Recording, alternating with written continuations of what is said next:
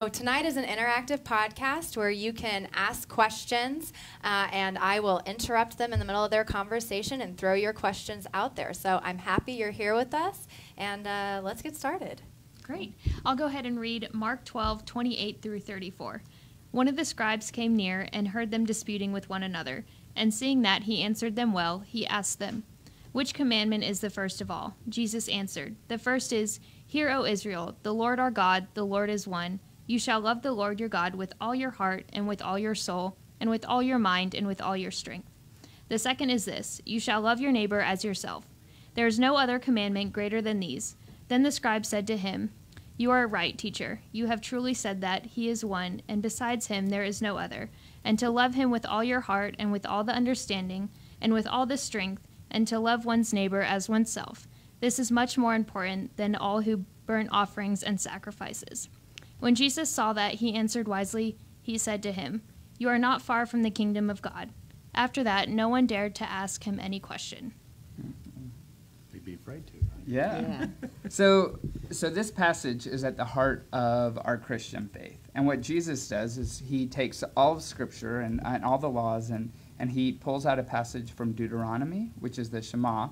And that's the first part of loving the Lord our God. And Jews would say this in the morning and in the evening, and this was part of their prayer life. And this was absolutely a part of who they were, how they understood God, and how they related to God. And then Jesus, in the love your neighbor as you love yourself, goes to the book of Leviticus and pulls a passage from there and then weaves the two together and says, all of this summed up right here. Love God, love your neighbor. And for me, that's Christianity 101. Yeah, absolutely. My favorite rendering of this actually is from Matthew's gospel, where Matthew has Jesus saying, "And all the law hangs on these two things." And I think that's really pretty cool, right? I mean, that just sums it up really cleverly. Well, and I even think if you look at the Leviticus passage, in context, he's talking about loving your Jewish neighbor. And I think Jesus takes this one step further and says, no one's exempt. Mm-hmm. They don't need a qualification. They don't need a boundary. Love. Yeah. Clay, I remember you saying something in your message a couple of weeks ago when you mentioned that you were in a sort of neighboring class about, and you realized as people were feverishly taking notes that this was, sort of Christianity 101. Yeah, and I was in this room full of people at this conference, and it was all about how to be a good neighbor. And I had a page and a half of notes, and I'm just eating it up, loving it. And I look around, and there's half the room is pastors, and the other half is just fully committed, church folks and people following Jesus, and they're all taking notes. And I'm thinking, how much time have we spent studying theology and into deep conversations about this or that around orthodoxy and what we should be thinking and all this? I'm like, I'm missing it. It hit me like a ton of bricks. I realized I've gotten so focused on too many other things that I really needed to just simplify my own faith life and just, how do I love God? How do I love my neighbor? And the rest will take care of itself. Yeah. I've often wondered why this is so difficult, right? I mean, like you point out, this is Christianity 101.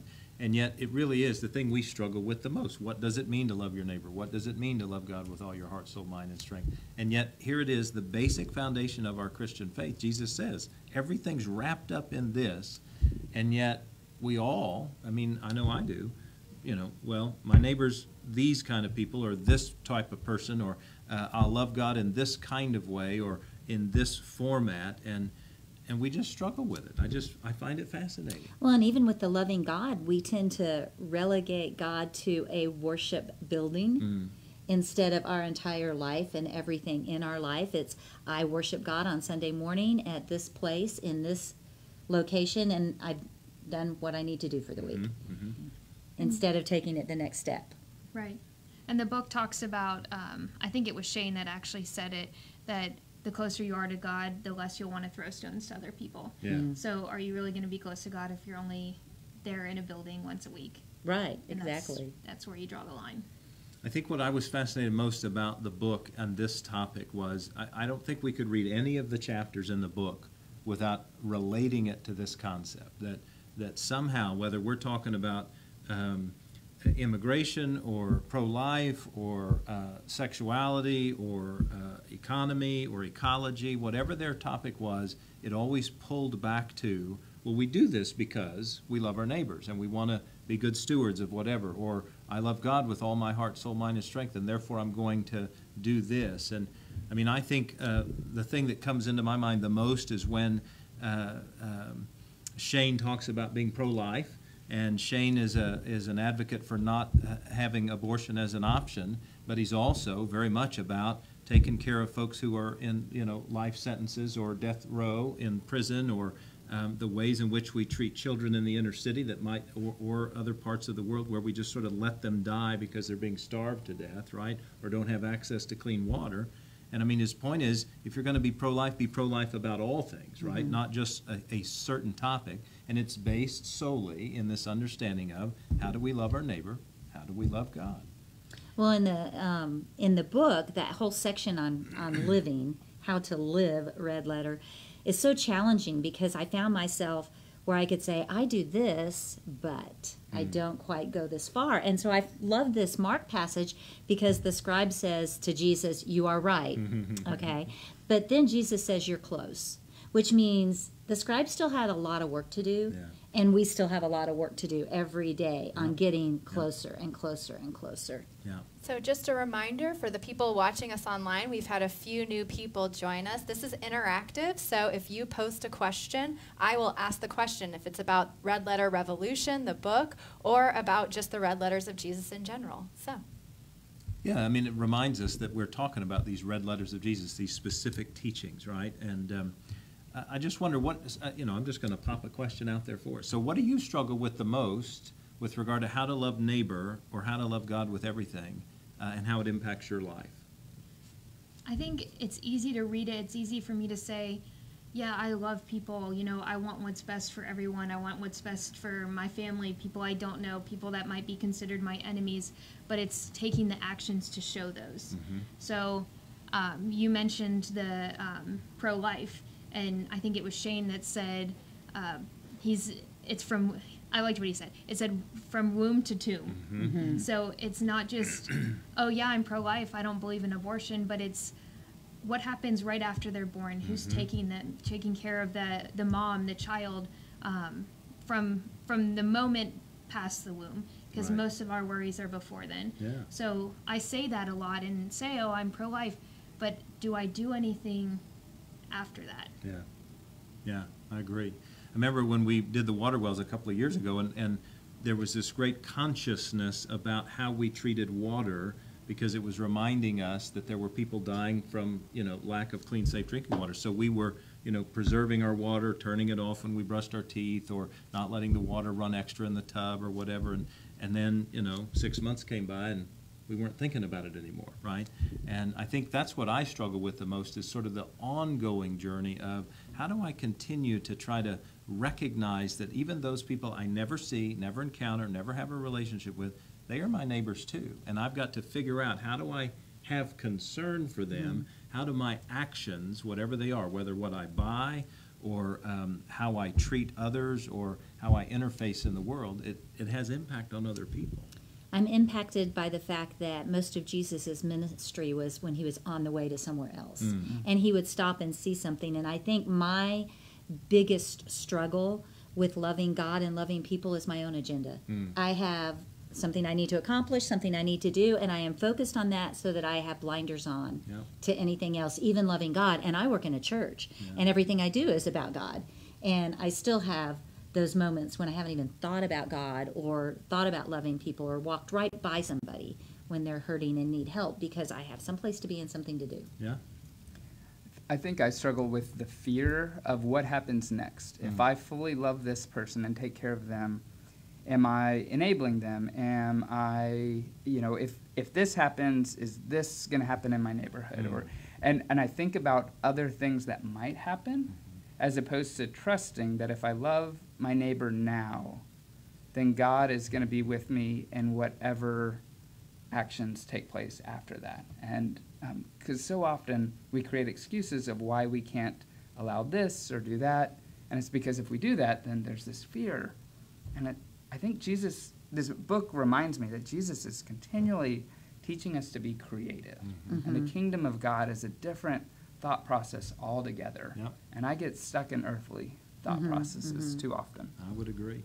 I would agree. I think when you talk about that fear factor, Clay, I think about, for me, the fear factor is not so much what happens next. I guess to a degree it is what happens next, but it's also what are other people going to think about the way you loved that person or the way you accepted who that was? Recognizing that, and we've talked about this here before and certainly in worship, that to love somebody does not necessarily mean I approve of what you're doing or I appreciate how you're living your life. Love just means I love you as a person. I love you as the way God created you, right? That you are a child of God, that you are a fellow human, and therefore I cherish who you are as an individual. I sometimes get fearful of, well, so how's somebody going to respond to that, right? How's somebody going to relate to the way I've tried to love somebody who might not be very lovable?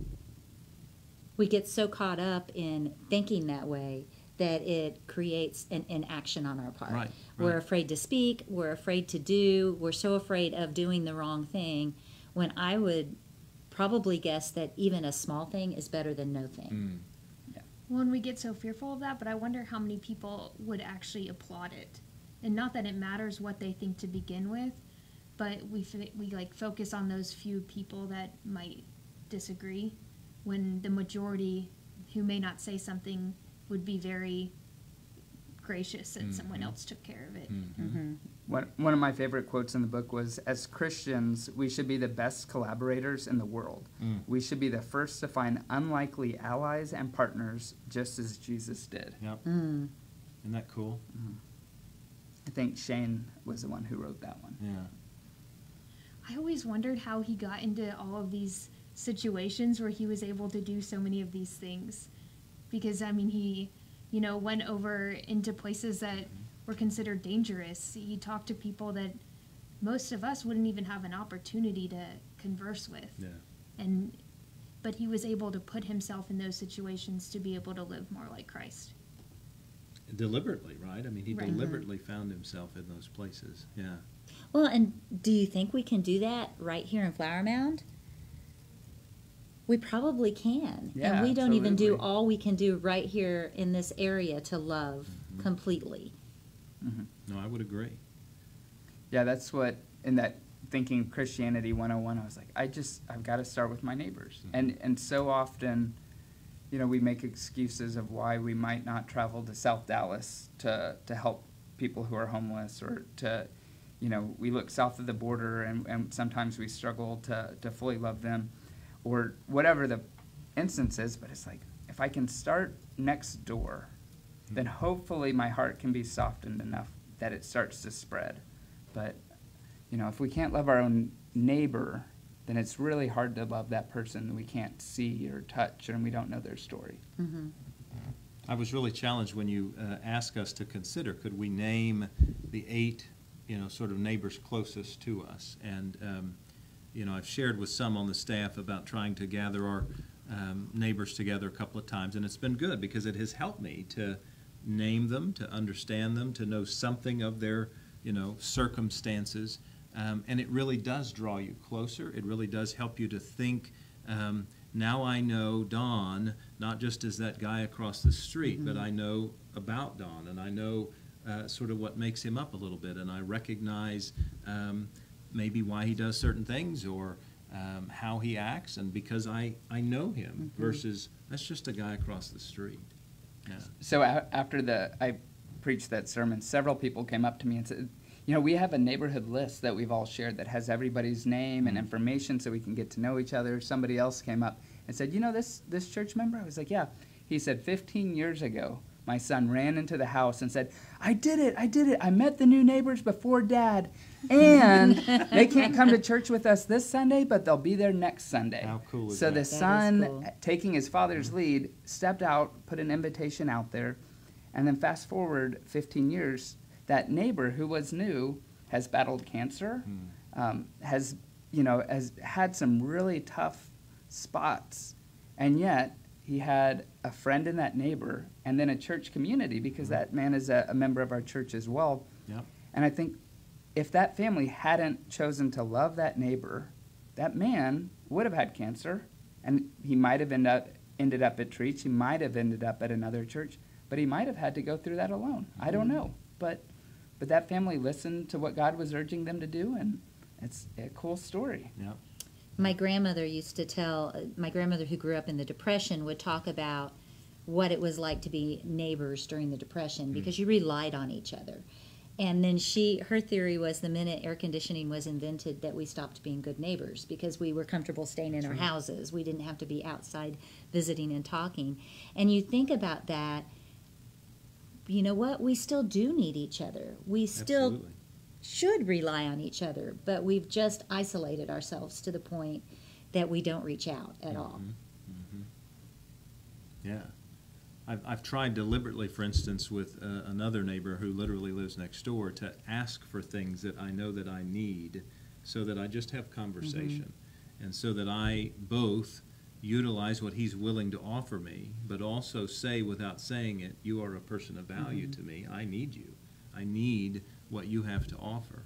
And I think without saying a thing at all about that circumstance, we speak volumes about the power of neighboring and the power of loving one another. You know, it's funny. We have the only extension ladder on our street, and it's amazing how we get to know people because of someone needing to borrow the extension ladder. Yep. To a point that at one point we just left it in a certain spot outside, so that because we had so many people that needed it, it said just take it, just bring it back when you're done. Yep. And you think about what could each of us have that would help somebody else, as simple as an extension ladder. I don't think we paid hardly anything for it, but we own it, and so there we can share it. Talking to somebody who said their neighbors have each morning they put out fresh water for dogs, and so it's on the sidewalk, so anybody walking their dogs can stop there, and I think they've got a little treat bin as well. Just what a cool thing, and then they get Yeah. home from work, and then they sit outside, and they sit on their, in the front as opposed to their backyard, and so they just do little things that move them into the neighborhood as opposed to being isolated. Kay has done this for a number of years now, so in the summer months, just the summer months, when it's really, really hot, she will put out we have a small little igloo cooler, and she puts frozen water bottles in it so that when the trash collectors come, they know that they can pull those out. And so that she's just offering them a nice, simple, basic thing. That's beautiful. And she's done that for a number of years, and it's just really cool. And they all know that it's there for them to take. You just open them up, and by the time they come, they're not ice anymore, but they're cold. And that's just a cool deal. They can count on that every afternoon, on every Thursday or whatever it is. Yeah. Well, and that's that reminder, I think, as we think about the love God and love people, and I like you're saying Christianity 101, we make it bigger than it needs to be. It can be a small gesture. Yeah. That it can be as small as taking time to look someone in the eye and Exactly. speak to them, Yeah. and recognize them as a person and a human being. And so many times we don't even do that. I agree. And it's, as I think about it, I love that our church does interfaith dialogue. I love that we have conversations on race. But I also lament the fact that we have to have a church organizing those conversations when we can all be doing those naturally on our own block. Right. So, until we're doing it naturally in our neighborhoods, the church steps in to do it. But I think God's dream and God's vision is that we're just loving our neighbor and getting to Right. have those conversations Right. locally. Right. So in the book, Shane and Tony shared many instances where they saw love impact someone else. And I was curious if y'all could think of any times where you really saw love win, love really make a difference. Yeah, I think, I'm just trying to think of a specific occurrence, but I recognize on so many different levels, like the way, and it's not just this church, but certainly this church has done well with life groups or Sunday school groups or other small groups where people are, like your friend, the man who had cancer, where the people rally around them and really they provide food, or they provide transportation for their kids, or they run errands for the family, or they literally just sort of swoop in. We saw it sort of 2.5 years ago or so when we had 3 church members who lost their spouses all within a small amount of time, and those small groups just rallied around those folks and helped them, because they were all, if you remember, death's out of season, right? They were all young adults or young people rather, and it was powerful to watch those friends just take care of them. I remember one youth mission trip, and I don't know, you may have been on this one youth mission trip where we went to the San Carlos Apache Reservation, and the kids built a house for a family. It was a man and a woman that were not married, but they had several kids, and they were living in deplorable conditions. And we built a house for them, never talked about Jesus, just built the house and were kind and nice to them, played with the kids a little bit. Well, the next year, because I was a leader, I got a message from that family asking me to come visit with them. And they shared the rest of the story, and they were impacted greatly by the fact that a group of kids gave up their spring break to travel that far to just show love by building a house. And they told me that they both had been addicted to drugs and took the step to move closer to getting off of drugs. They sat there about 3 months after we left and said, why would someone do that? And they came to the conclusion the only reason is God. They went to a church, they created community with other fellow believers, and it changed their life to the point where they said, we would like to, and this is a family that had nothing, we would like to invite the youth to come back this year and have dinner, and us prepare dinner for them, which was beautiful. It was absolutely beautiful. You got to do that? We got to do that. Yeah, cool. They made fry bread, Indian fry bread Yeah, for us. yeah. That's wonderful. That's good stuff. Yeah, I often think of that doing the Appalachia Service Project, because we a number of times be with people who have virtually nothing, as you know, and you're there to help them to work on their home, and the homes are certainly nothing compared to what we have. They have virtually nothing, and yet they want to fix that meal, or they want to offer something in gratitude, and that likewise is love, and it's love to receive that, even when you kind of think, man, I don't know if I can stomach that. Right. It's love to receive it, and it's love for them to give it. Yeah. Clay, you've seen some powerful examples through the one-to-one mentoring too, I think. Yeah, we've there's numerous stories of mentors kind of entering into a relationship. I think not a lot of them don't really know what to expect. I know I didn't know what to expect, but they've said, okay, I'll show up for an hour a week. And then this past year we had one kid whose mother passed away, and so this mentor not only walked with him through that and attended the funeral and helped and kind of realized some things that the family needed, and so she connected with the church, and our church helps do some physical help there. But then she's now moved into the role of family mentor through the Chin Community Ministry, and she's kind of adopted this whole family to walk alongside them, and it's just, that's it, right? That's the Holy Spirit at work. And Yeah, she's taking 3 hours out of every week, maybe even 4, to be with that family. That's pretty huge. And it started with, she said, I'll commit 1 hour. Yeah. Right? And now she, Yeah. she showed me the other day, she was like, I've got to figure out what size shoe this is, because the little boy was wearing flip-flops to school, and it was real cold. So she had him stand on a piece of paper, and she marked it, and then now she's going to go to the shoe store and figure out. But she's fallen in love with them. She was open to what God was doing, and she said yes to love, and that's going to be life-changing for that family that's desperately in need. Without having a Bible study, without telling people what they have to believe and need to believe. That's how part of loving God and loving people is not forcing anything on them, meeting them where they are. Right. And through that, they're going to see God's love in a powerful way that will speak volumes compared to us just preaching a sermon over and over and over. That's correct. That's correct. So we have about 5 minutes left in our podcast. Nobody's asked any questions yet, so I'm just sitting here enjoying the conversation like the rest of you. But if you have any questions or comments, now's the time to jump in because we've only got 5 more minutes. There you go. Yeah. So if you're watching this later, though, and you've got like a burning question, let's go get coffee or something That's like right. that. There so, you go. so That's it's not right. like the questions have to end, but if you want answers tonight. So do you think there's generational differences? I was gonna talk yeah. about that. Yeah. So the one thing that really stuck out to me about the generational piece was they referenced Billy Graham, and it was about being gay and what he thought about it. And he said, I want to quote him word for word, but he said, "It's the Holy Spirit's job to convict, God's job to judge, and my job to love." And then he went on to say, if you mix those up, then it just becomes a big mess. And I thought, generational-wise, about it's easy to take this verse and say, yes, it's our job to love people, and it's our job to love God, and differ on those big opinions. And I think a lot of the time, it's the younger generation that tends to be a little more progressive.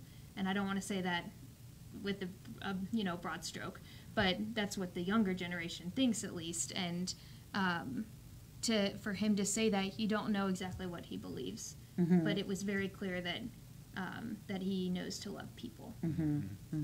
I think there's wisdom beyond compare in that saying that Billy Graham had, and my hope would be that would continue to sort of permeate both his organization and our own lives, right? I think that's tremendously important. And I think you highlighted this earlier, Sydney, but I think they point out in the book as well, there's this symbiotic relationship between what it means to love our neighbor and what it means to love God. I think you can't do one without the other, and that they literally sort of rely on each other to do that, right? I can't love God unless I'm loving my neighbor, and I feel confident I can't love my neighbor unless I love God. And that they help kind of make that possible. But the struggle is real, right? Well, and you talked about the fear, and it is through our faith in God that we can overcome that fear step by step to put ourselves, to take just a little step closer to loving. Yeah. I think that's what John meant in that first letter, right? That perfect love casts out fear. And that's, in my opinion, that's sort of the ultimate goal, casting out that fear so that you can love like God. Yeah, absolutely. Challenge. Yeah. And so when I think about generational differences as well, I think one of the flaws of our younger generation is sometimes we'll say, well, we love everybody, unless you don't love everybody, and then we dislike you or we hate you, and we're missing it, right? So it doesn't, we all struggle with fully loving everybody, and we're too often, I think all sides want to just point the finger as opposed to choose to love. So I guess it's within our human nature, regardless of how old we are, that we have the capacity to fully love, and we also have the capacity to close off love. Yeah. I would say that the only thing I see generationally is the people we choose in our sinful nature to love and the people we choose not to love. I think some generations have a better penchant for loving either more or different folks, and other generations have a penchant for loving different kind of folk. And of course our goal would be that we'd blend all that together. We would merge all that together and figure out just how to love, right? Well, and I was thinking sometimes the older we get, the more cynical we get. We've had more life experiences that shut us off sometimes rather than open us up. And so we can let the negatives guide us first. And I think sometimes that can happen. Yeah. Okay. So, question number 1. What is the Methodist Church position on loving neighbor given the current divide related to homosexuality?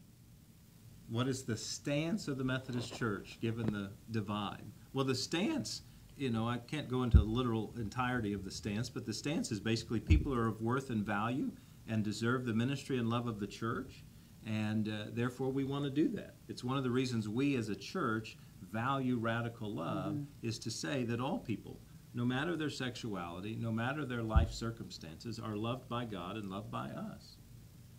I don't know if that's the exact Methodist stance. You got a more clear stance on that?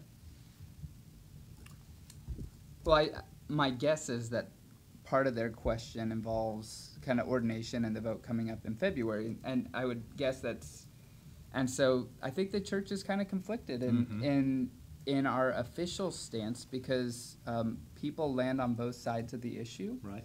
and our official stance right now is conflicting to many people, and so there is a tension in that, but it at the heart of it is exactly what you said, that all people are created in sacred worth. And I think the rub comes when some people can't be married in the church or Right. be ordained. And Right. so there's a tension. And so the official stance just has tension right now. Correct. And no decisions have been made, right? So in about 2 weeks, the church will gather with what's known as the General Conference, and they will talk that through and see if they can make a final decision. Our leadership in our annual conference of the United Methodist Church has put their support behind what's known as the One Church plan, or the One Church model. I support that as well. I happen to believe that I don't think any of the models are going to arrive as they show up, right? I mean, that's a part of legislation and the legislative process. But our stance is that all people are loved, and that we want to love people as they are. And I think that word tension is an interesting word, Clay, because there's tension in a lot of issues as we look at them. Yeah, certainly. What else you got for us? So, it's hard because I'm not sure exactly at what point in the podcast this question was asked, but there was a question, assuming when it comes to loving God and loving others, where does personal responsibility come into play? Yeah, so I go back to that whole concept of, for me to love someone does not mean I necessarily condone their behavior, accept what they're doing, or approve of what they are doing. I love them as an individual. I use this example in a message, right? If you're a parent, you know that. You know how to love your child even when they're doing something that you disapprove of, or when they do something that you don't appreciate. We still love them, right? We do that with close personal friends. When they do something that we may not appreciate or think is right, or we'll have a deep conversation about it, we'll talk it through, we still love them even though we may not appreciate what they're doing. Because as a person, as a human, they're created in the image of God. And that's what we've got to remind ourselves is, if everybody's created in the image of God, no matter who they are, then somehow I've got to figure out a way to love them, even when I don't necessarily like what they're doing. And when I think about that, I think for my personal finances and then the way that we as a church support those in our community who need extra help, I choose to partner with Christian Community Action, Salvation Army, because they have a way of walking alongside people and really helping somebody in need, but also helping them have some personal accountability within that process.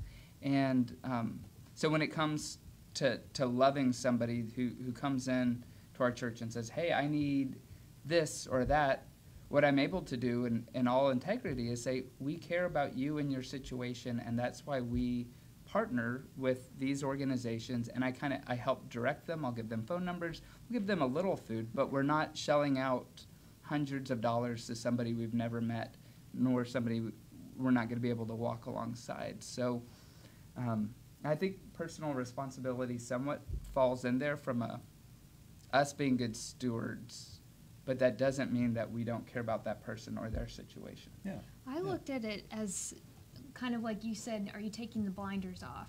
So am I going through my life and looking for opportunities? That seems to me like, am I taking the right responsibility and taking action?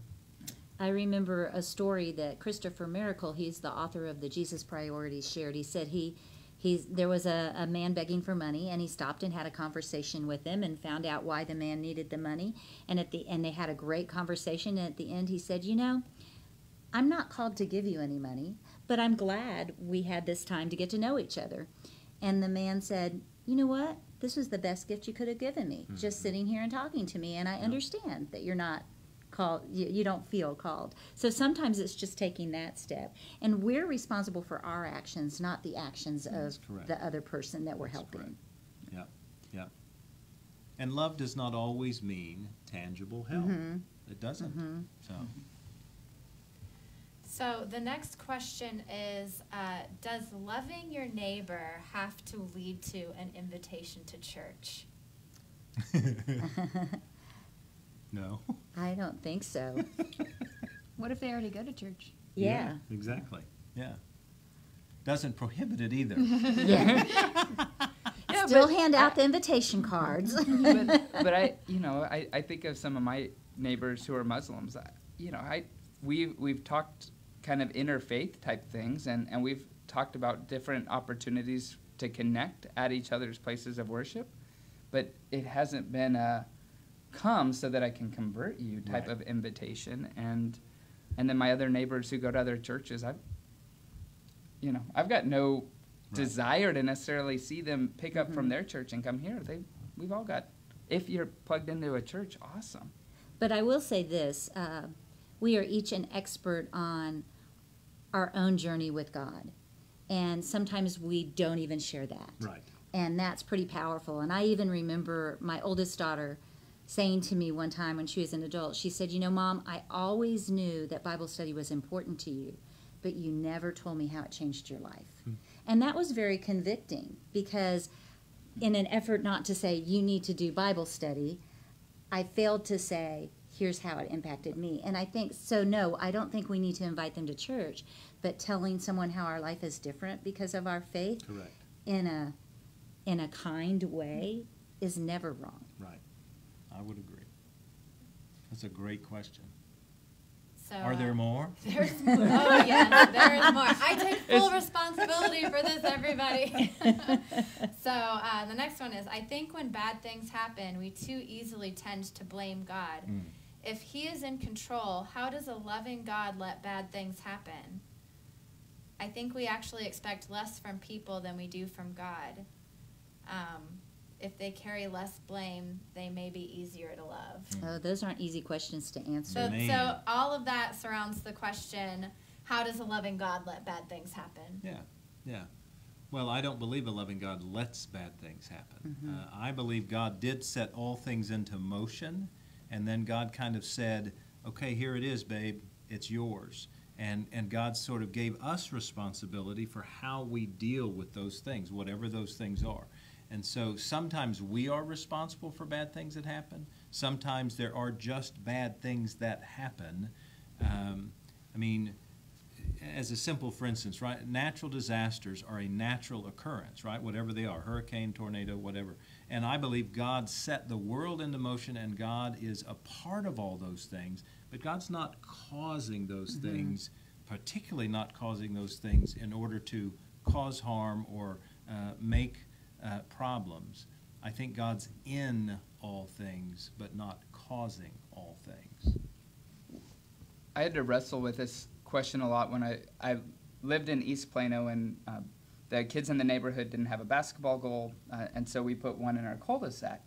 And so we got to know these kids throughout the summer. We'd go play basketball with them. And then I was working as a chaplain at Children's Medical Center.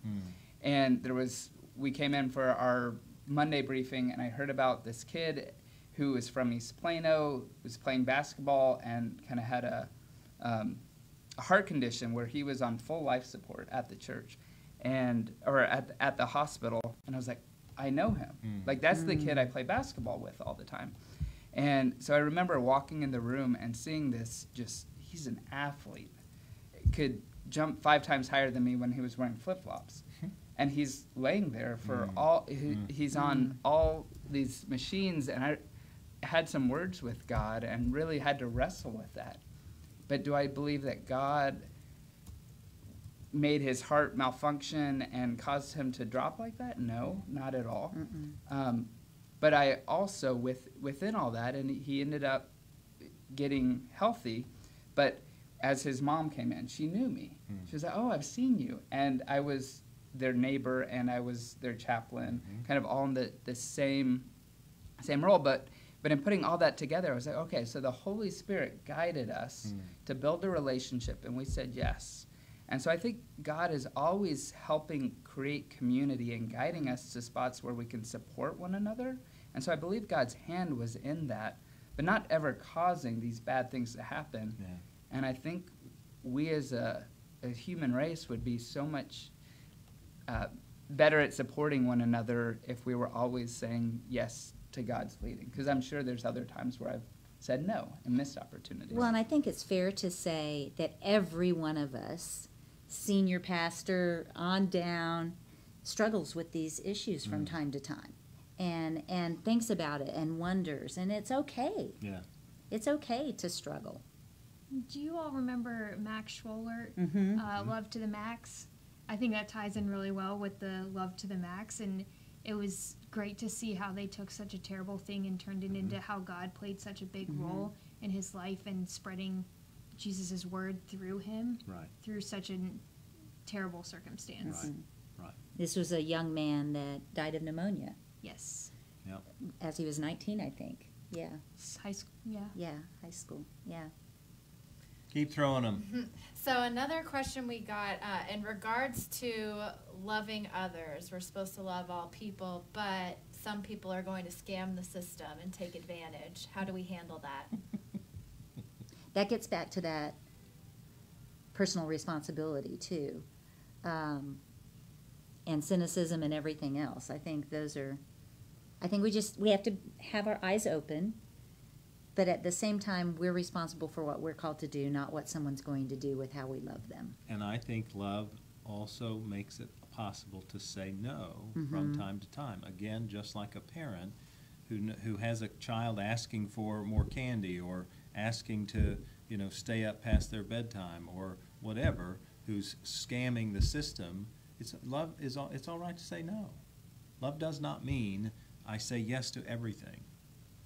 Because healing and wholeness in somebody's life who is trying to scam would be them finding themselves at a spot where they're self-sufficient and not needing to scam. And so us just jumping in and being taken advantage of is not helpful for them or for us. Yeah.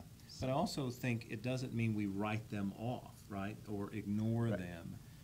That's where, for instance, the relationship like you just described, the conversation, is very helpful. Just to give people validity and worth, even if they're scamming you. And Jimmy Durrell, who is a pastor of Church Under the Bridge and does a lot of homeless ministry in Waco, he said, 9 out of 10 times when I interact with somebody, they're not trying to scam me. Like, 1 out of 10, somebody might be trying to take advantage of the system. But as a whole, there are a whole lot of people that need Jesus, and there's a whole lot of people that need some physical stuff too. Right. And I'm here to walk with them. And if at the end of my life, if I've got scammed a couple times, it's okay. Yeah. Yeah. I would agree. So another question we got, it still has to do with being scammed. People are a little wary of that. So are we called to look out for the greater good as Christians, even if individuals have bad intent? And I think that what's tough about that question is, what does the majority need? What is the greater good? But then also Jesus went after the one. I'm So not sure how I do we fully balance understand. that? I'm not sure I fully understand the question. So it says, as Christians, are we called to look out for the greater good, the majority, As opposed to just one person? Seeking out as one. opposed to one person who may have bad intent or is even going against the greater good? I don't even know how to answer that other than yes to both. I mean, are we called to look out for the greater good? Yeah, I think that's in general what Jesus meant by loving neighbor as self and loving God is sort of the greater good. But at the same time, if there is a lone sheep, if you will, or an individual who is in need of help or is even the quote unquote scammer, are we to look toward them or look for them and do something for them. I think we are called to at least be in relationship with them, absolutely. I think the more we love God and the more we love people, the more greater good we're spreading. Yeah. So that can make a difference too. And that's sometimes I think behind that question when we say greater good, and I don't know if that's the intent behind this question, but sometimes the greater good is my greater good. And so, or either my greater good or my people's greater good. And so we're scared of this group for the sake of my way of life or my group. And I think that gets dangerous for me to try to decide what is the greater good, because these people are really struggling. And if I try to hold on to what is my way of life that I know and understand, then I think I'm losing out on that creative piece of the kingdom of God that Christ calls us to. And you're putting one person above another, or one group above another. I think that's, Clay, you make such a valid point. I think that's where discernment and prayer and trying to discover God's will is so important, right? Because, like you say, I might think something is the common good or for the greater good, but it's really just what I'm looking out for, right? Yeah. I think I caught all the questions we missed, unless there's even more questions that I missed. But if that's the case, continue to submit your questions to the comments, and we'll be interacting throughout the week. And I apologize for all of that. Got an extra podcast in there, That's right? right. There you go. There we That's go. right. I know, that's a good way of looking at it. You got a bonus 20 minutes out That's of this right. podcast. That's right. So we're really glad that you joined us. A lot of the conversations came out of Red Letter Revolution by Shane Claiborne and Tony Campolo. We strongly recommend that you get a copy of this book and read through it. It is really a life-changing and life-challenging book. So thank you for joining us in our final episode, and there will be more to come on the Trietsch podcast. Thanks, y'all. Thanks. See ya.